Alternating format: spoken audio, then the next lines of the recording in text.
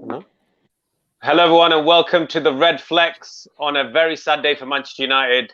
Manchester United have been eliminated from the elite competition of Europe, and now we find ourselves in the Poundland version of the European Cup, the Europa League. And now I have no words. There are so many things that we can talk about, which we will talk about. Unfortunate that we have a debutant tonight on such a sad day, but we'll introduce him shortly. Who do you think is at fault? And one name only. Who do you think is at fault for Manchester United losing today? Players. I need names. I need a name. Come on, I need a name. Can you bring it to one person? Can you bring it to one? Can you give one or two? Give me one or two. Harry Maguire. Yeah, Harry Maguire. That was yeah. I can see that. You want to talk us through there? Maybe you're on board with what I said about him. What, Aaron Wan-Bissaka? Yeah. Let's not have this one. We'll have this on another show, man. Aaron Wan-Bissaka. The thing is, for me, it's tactical.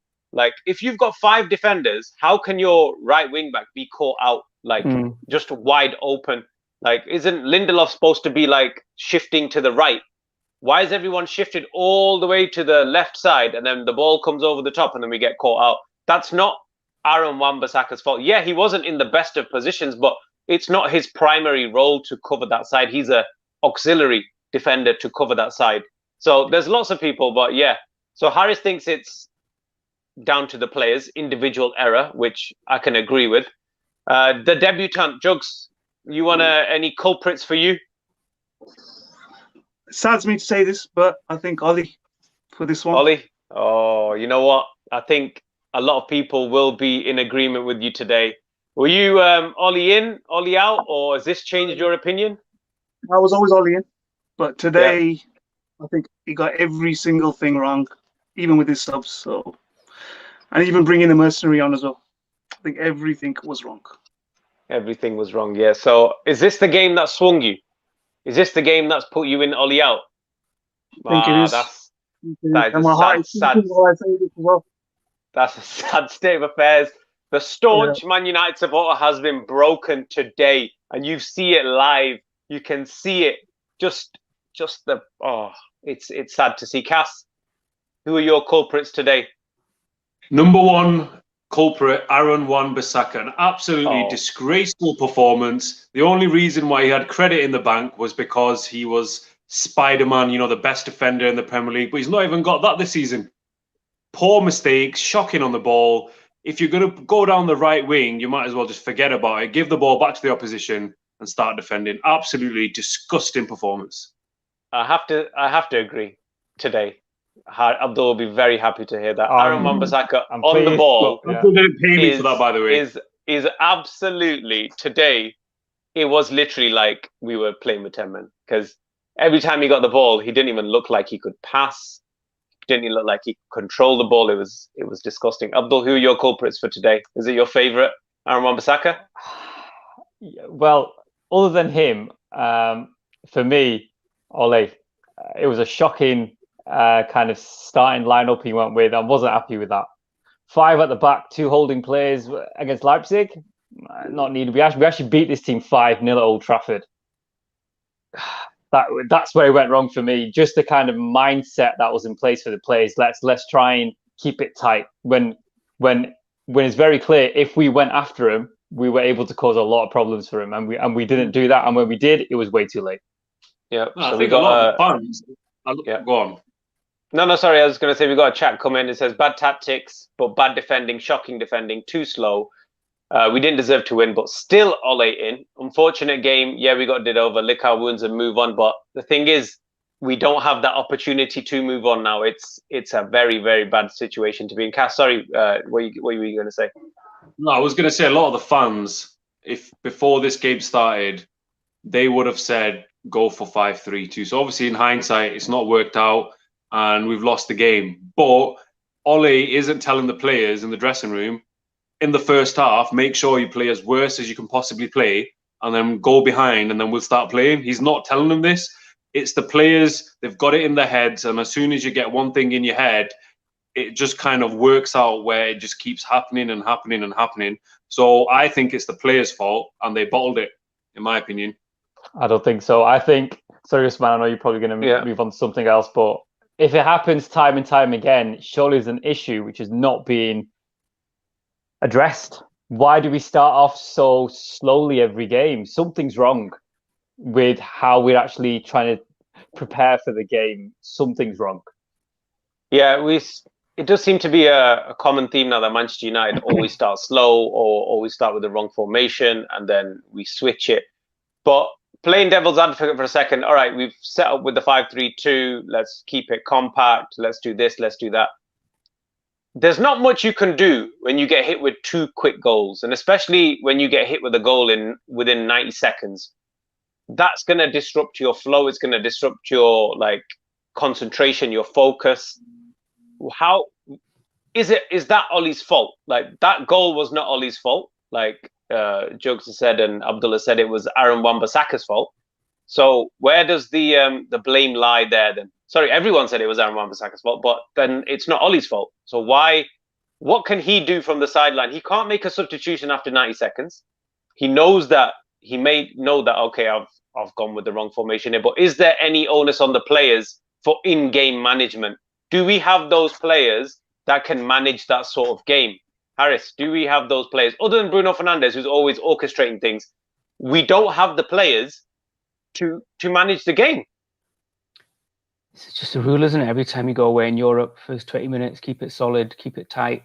He had the formation, he had the players to do that. The fact it didn't happen, they conceded 2 goals within 15 minutes was absolutely shocking.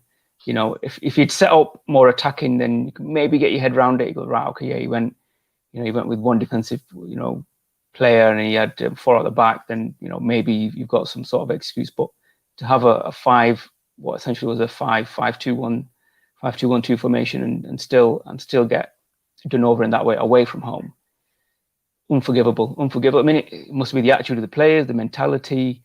Something's not right, is it? So something wasn't right. I mean, look, yeah, anyone can concede a goal in the first 5-10 minutes. When that happens, you have to make sure you do not concede again. You cannot, under any circumstance, concede again. You keep it tight.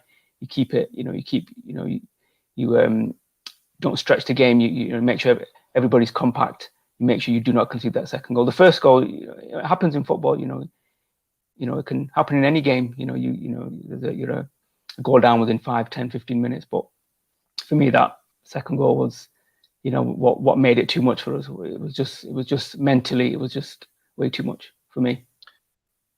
We were caught cold, so we could talk about the formation, the 5-3, the 5-2-3 or 5-3-2, whatever you want to call it. I don't think the formation would have been, like a lot of people would have been okay with the 5-3-2. The problem I have is the personnel picked in the 5-3-2.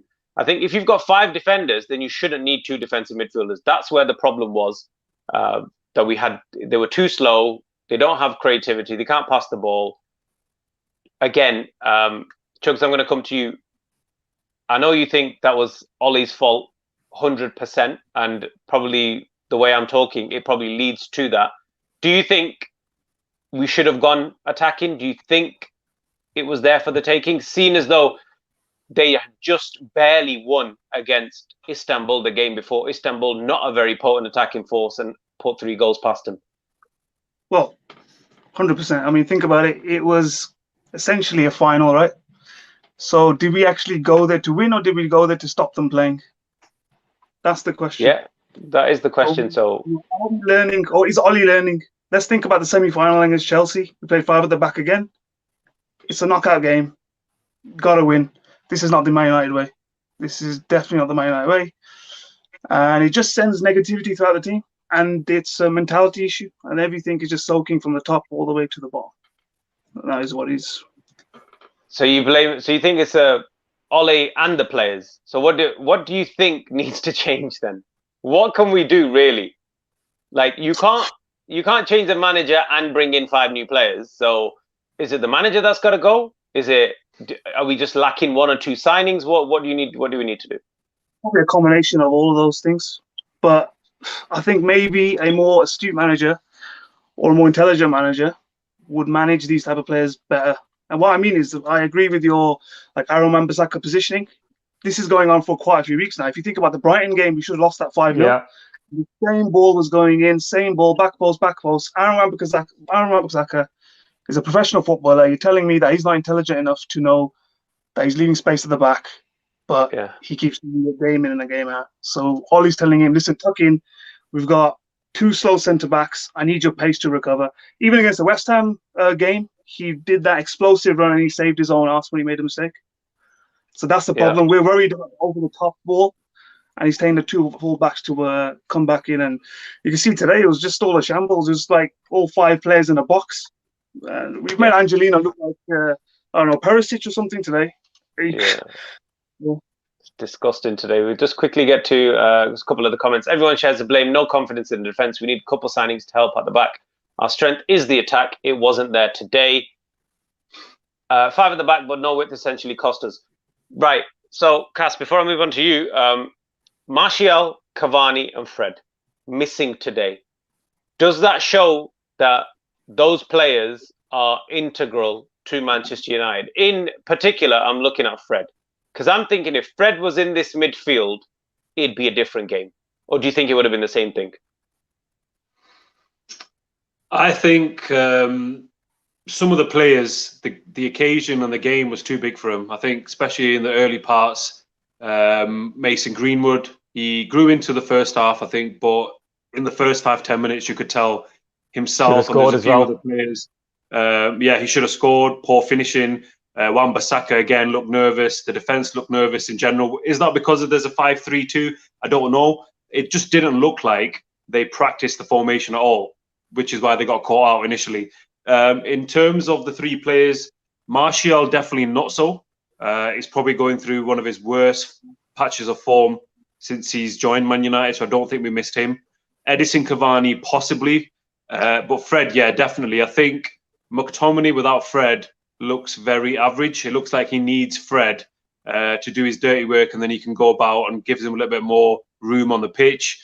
But I think overall, don't get me wrong, the first 20 minutes was awful, but we had enough chances to win that game. Let's not forget about that. Greenwood, Rashford's finishing was poor. We had plenty of chances. It just caught this time that the poor start was against a very good team who got to the semi-finals of the Champions League. And at that kind of level, you're going to get punished. And on this occasion, we couldn't get it back. It was too much. Did Ollie just get, the tactician that is Nagelsmann? Was it just a tactical masterclass, or was it the fact that we were so poor? So the fact that the tactics were amazing from Nagelsmann. He overloaded the midfield. Like, it looked like there was like 5 or 6 midfielders there at the time competing with 2 of ours. Do you think the formation would have made a difference? Do you think a changing formation would have made a difference, or do you think that the formation that Nagelsmann came with was just better on the day, Abdul? I think a 5-3-2 does not suit Man United. It has to be 4 at the back. It's always been 4 at the back for us. I know we've had some decent games with 5 at the back against, for example, PSG, but against Leipzig, not needed, especially if you're going to play 2 holding players. And the holding players that we play in have zero creativity. So they're not going to do anything. I mean, it's pretty weird to say this. If we had Jose Mourinho in charge for this game, we would be through. Let's not mince words there. Jose Mourinho would have got a result, and that's 100% certain. And he would have got that result. Ole Solskjaer just completely messed it up. If you're going to play 5 at the back, sure, you need something else in the middle other than Bruno Fernandes. Because all the team needs to do is to mark him out of the game, rough him up, mark him out of the game. That's it. End of United. So we needed somebody else. Donny van de Beek, Paul Pogba. I know everyone was totally against him. I'm still a fan. I still believe he should get into our first 11. He's much better than anyone else who was on the pitch other than Bruno Fernandes in that position in the midfield.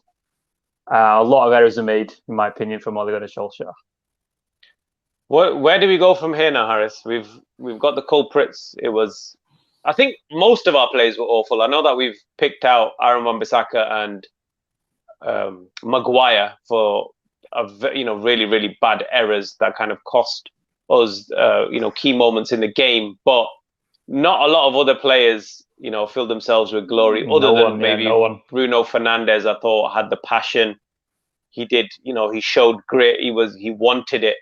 Where do we go from here? What is the next step for Manchester United? I mean, looking at the overall picture, finishing second would have probably ended up meeting one of the big boys. Probably would have gone out anyway. Obviously, you can never say for sure. In the grand scheme of things, would we have gone deep in the tournament? Probably not. Would it have shown progress if we'd made at least the quarters? Probably.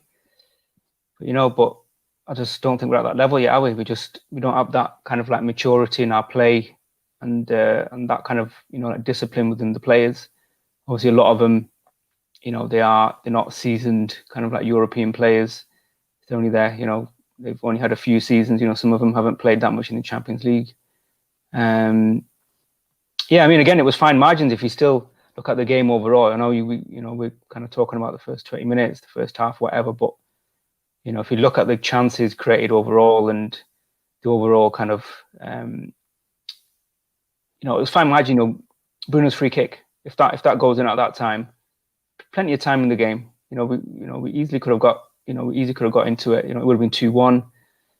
For me, where the game was all over was obviously that third goal. You're still mentally in the game at 2. They're shown time and time again. They can get a couple of goals, but as we've already said, you can't be giving 3 goals away. It was absolutely catastrophic. It was comical goal. It was like schoolboy football. Cross comes in, it gets a slight deflection. Maguire, for some reason wants to leave it for the keeper, and David De Gea could have done better. Could have been a bit stronger. Could have got his leg out. I don't know, but it should have been cleared. Looking at it overall, it just means we're back in that kind of like Mickey Mouse European League. I don't know what he does with that, whether he pretends he wants to go for it or whether he gives the second string a game. I don't know, but I think the focus now has to be on Saturday. Kind of make our way up the table in the league. If we can beat Man City, I think some people will kind of semi forgive him a little bit. And we can maybe like pretend to make a title charge. Jugs, would you be happy to see Ole sacked tonight after that? Not happy. You wouldn't be happy even though you're Ole out? I am Ole out now, yeah, but I wouldn't be happy. He's still the golden boy, man. He won us 99, all that stuff. He's still the golden boy. My heart is simple while I'm saying this, but he's not the man to take us forward. He's not the man to take us to the title. So why not get rid of him now? Now is a good point now that we're not in Europe. Obviously, he earned himself the place in Europe because of his 3rd place finish. So realistically, you should think, okay, you got us there. You deserve to progress through that tournament. But now he's out of that tournament. Does he deserve to now carry on? Like we're in striking distance of being in the mix for the top of the league. The Europa League, whatever. It's not that much pressure. New manager could come in, test out a few things in the Europa, maybe give us that new manager bounce. So why not get rid of him? Give me a reason why he should stay then. I have no reason to stay, to be honest. I've got more things to say about tonight. I mean, if you think about the left back situation, Luke Shaw was his comeback man. He knew he's not going to last the full 90 minutes. He's taken Alex Telles off. Yeah. And then at the end, he ended up with Brandon Williams. 5 minutes later, he's taking Shaw off as well. Yeah. What was all that about? I think he just completely capitulated. Your manager basically should react to any pressure situation. I think today was the cooker, and it seeped through. Let's be honest. Fall through. He's not getting sacked. Come on, that's just stupid to say. He's improving the team, going to make mistakes, give him to the end of the season. still 4 titles up for grabs. But this is the competition that Manchester United need to be in. Cass, where do we go from here? Do you think that if we beat Man City, we can forgive going out of the Champions League? Not totally. Harris's point about, we may have got a buy-in in the next round and got spanked anyway, maybe even got humiliated. So, all right, fair enough. We've gone out on our sword, 3-2, made it look like, we almost had it sort of thing, group of death, etc. Beating Man City, is that gonna put us back on track? I think people will forget about it if we beat Man City. But let me tell you something right now. If they don't, and they walk away Old Trafford with nothing, then there's going to be a lot of trouble for Ole Gunnar Solskjaer. Whether he will last that kind of media hype, I'm not so sure. But knowing Solskjaer, when it looks like he's on the verge, he'll do something. That's the thing. How many times can he do this before? It was same with Van Gaal. He kept getting the results until that one evening at Upton Park where what he needed, it didn't happen, and it cost him his job. So let's hope, for Solskjaer's sake, that doesn't happen again.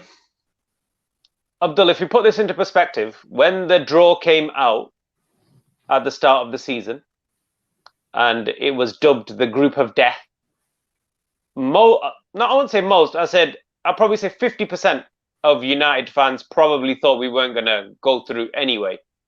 Why does this hurt so much then? I think it hurts mainly because if we looked at where we were after 2 games, we beat PSG, we beat Leipzig. At that point, there was I don't think anyone would have thought we were not going to go through. And it's unbelievable how that's happened. Just in regards to what you think, Asim, I think, if he loses against Man City, then it might well be the end. If it's an absolute drubbing against Man City, then it could be the end of Ole Gunnar Solskjaer. There's actually no need. If we know we want to get rid of him, if the board have this opinion that let's just wait till the end of the season, there's actually no point, just like you said, Usman. I think he needs to go now if the board are thinking of actually trying to get rid of him. There is somebody waiting in the wings who is hoping to take over Man United anyway. And I think you're a big fan of him anyway, Usman, aren't you? Pochettino? I'm on the fence with Pochettino, to be honest. I mean, I still feel as though he's done nothing in the game, but I feel as though what he's done at Southampton and what he did at Spurs, he elevated those clubs from where they were to a higher level. So Southampton are reaping the rewards of that now. Literally more than half the squad all of a sudden became household names. You got Van Dijk became a world's record defender. Luke Shaw, at the time, he was just some kid, got sold for 30 mil. Lallana, the list goes on of, the players that he improved that were nobody, that were they had no Dusan Tadic, all these players, they were literally nobody. They all got sold, all playing for big clubs. Spurs, never in the equation, never even in the talk when it came to the Big Six, was not a name in there. Now, again, reaping the rewards. They're always in the conversation. They're listed as the top clubs. So if he can push a club which is like 6th place into the top 4 mix, what can he do with a club that's already in the top 4? Potentially, he can boost them up. Yeah, and just also what I'm thinking as well, with that type of manager, I'm pretty certain he can find a way to get Donny van de Beek, Bruno Fernandes, and potentially Paul Pogba into the first 11. If Paul Pogba, it looks like he's going to go, but if we didn't have that issue that we had a few days ago and he was going to stay, for example, I'm pretty certain he would have found a way to get all 3 of them in the first team. And Ole Gunnar Solskjaer can't do that. He can't find a way. He can't find a system to get these top players that we've got in the first 11. So something has to happen.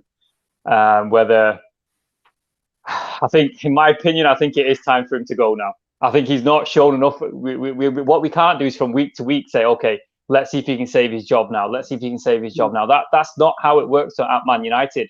We need to make sure we are always in that conversation. We're always in top form. We can't just keep doing that. So I think unfortunately, it is time for him to go. Okay, so we've talked about the manager's fault and we've talked about potential replacement for the manager.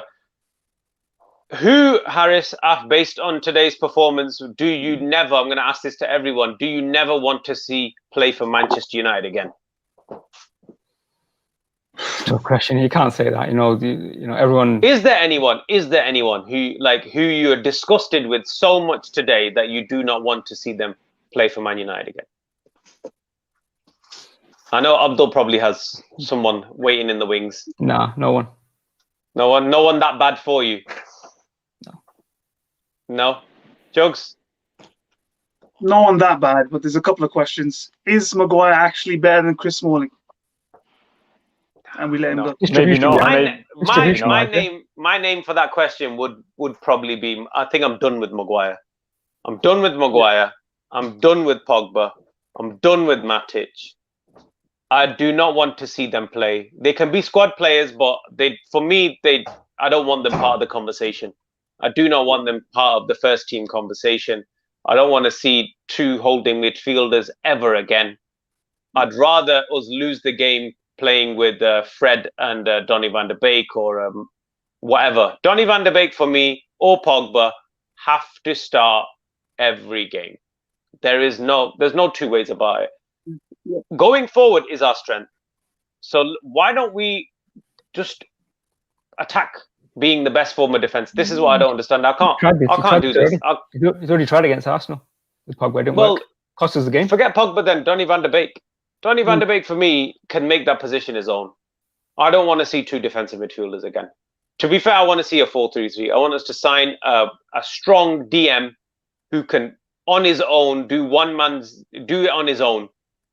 Bruno Fernandes and Donny van de Beek both playing as number 8s, box to box, just dominating teams. We don't dominate teams anymore. We're not. This is why we play 5 at the back, because we can't dominate teams anymore. Because either we're too scared to do it or we haven't got the players to do it. And I think it's a little bit of both. We'll probably wrap it up here. Everyone's feeling a bit down. I think, Harris, last words about what you've seen today. Was it disappointing? I mean, maybe it's a good thing we've got City, or maybe it's not. We don't know. And if we win, I guess it's a good thing. That game's come. But if we lose, get hammered, then it's just compounds it, doesn't it? But let's wait and see. Yeah, Jugs, what are you? It's going to take a while to recover from this. It just feels like deja vu. I'm kind of sick of that Groundhog Day feeling. Cass, feels like you got something bubbling inside you there. I've got a lot of things, but we're running out of time, so it'll probably have to be saved for another show. I will go into a little bit. I think even when Paul Pogba, when I seen him come on, my blood started to boil. He scored. I don't know if it officially got given to Maguire. I was happy, don't get me wrong, but I wasn't like jumping, over the moon. I can't accept, and it's not right that he still got on the pitch tonight. That is not correct, and it sends bad kind of messages in the team. You literally told everyone, do one, I don't want to be here, but yet you're on the pitch trying to put United into the next round. Doesn't sit well with me, but it will go on and on and on, so let's see what happens. Abdul, final points from you. Yeah, I think what we've not talked about is whether that actually had an impact on how United made a start. The issue that we had with Mino Raiola and Paul Pogba, did that kind of disrupt us? Did that kind of cause any issues with our build-up? I mean, it must have gone through the minds of the staff, of the United players. So that could have been one of the reasons why we did start off so, I don't know what word to use. It was just a really bad start. And that could be one of the reasons why we felt very unsettled first 20 minutes. But as I said earlier, the game against Man City is a big game. If we do not find a way to win that, because we're at home, remember, at home, we usually lose against the big teams. And I am starting to fear for Oli now. I mean, I know you guys seem to think because he's a legend, he's got credit in the bank. For me, that doesn't wash with me. I think we should always have the best managers. We shouldn't give anyone any credit. He has to deserve and earn his place to be the manager of United. And to an extent, he has. But I think he's on his last legs now. So, an overall disappointing day for Manchester United and Manchester United fans all around the world. We have crashed out of the Champions League after looking like we were cruising our way into the last 16, especially after the first two games, thinking that we got two games back-to-back against Istanbul, 12 points in the bank, don't even need to play the last two games. But somehow, Manchester United, whether you want to blame the players or whether you want to blame Ole, have found a way to exit Europe. We're in the Europa League, like it or lump it. Thursday nights, Sunday afternoons, here we come. It's a sad, sad day for us all. We hopefully pick ourselves up for the preview against Man City. We'll all have to try and do a bit of research to try and find ways or reasons why we will win that game. But at the moment, we're all feeling so low, so down. But thank you, everyone, for watching. We'll see you in the next show. Keep supporting. Obviously, we got our socials at the bottom on Twitter and Instagram. Obviously, if it's the first time you found us, make sure you subscribe, like, share, and give us your comments about why you think we lost the game today. Thanks for watching, guys. We'll see you next time. Goodbye.